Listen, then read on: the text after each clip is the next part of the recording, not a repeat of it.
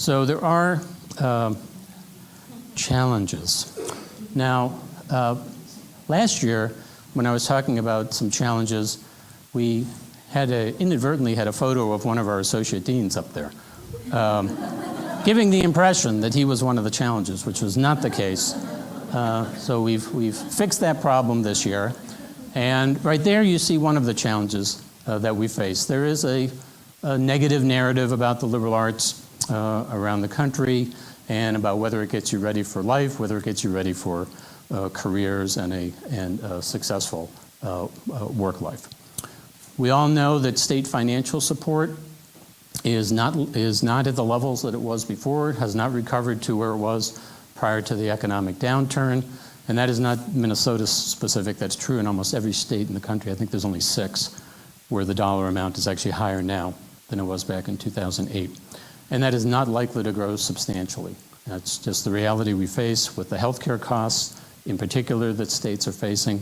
Obviously K-12 costs are high as well. There's a lot of competition for a limited number of state dollars. So the likelihood of seeing a dramatic change in state financials is not very good. Third, some of you are aware there have been a number of surveys out suggesting that there's some public skepticism about higher education and its value, whether it's really worth it to get a degree. There's some skepticism about cost. There's some skepticism about what some view as the sort of the ideological nature of the university, and so on. So this comes out in different ways in different surveys. I think it's been a little bit overblown, to be honest with you, if you look more carefully at these surveys. But nonetheless, it's out there a bit, that there's at least some public skepticism about higher ed. We do have, as I referenced before, a number of budgetary challenges around the U at various colleges and at various campuses. We're part of a system.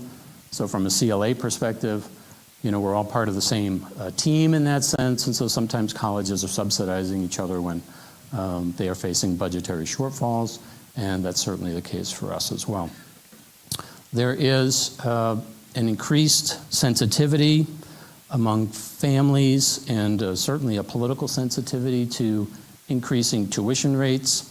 So that is an issue that we're all having to sort of think through. Now, in Minnesota, at the U, our in-state tuition actually hasn't changed that much for the whole time, really, of President Kaler's presidency. It hasn't changed all that much.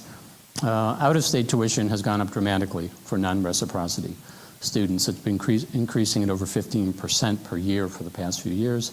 It's got another year or so to go with that increase. So we did see in our student recruitment this year, we have fewer international students in our freshman class than we had recently, and we have fewer students from non-reciprocity states as well. Not a gigantic effect, but it is a few percentage points, and we'll be obviously the whole U will be monitoring the effects of that. Another challenge that we all are facing, it's not CLA specific, is a demographic challenge. There are fewer students of traditional college age on the horizon in Minnesota, and even more so in the surrounding states that we tend to draw on very heavily. So the competition for students will become even more severe.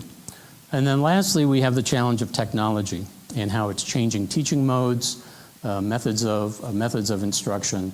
And it's an area that we have to be sure that we're keeping up and that we are really on the leading edge of those innovations. And I'll talk a little bit more about that a bit later.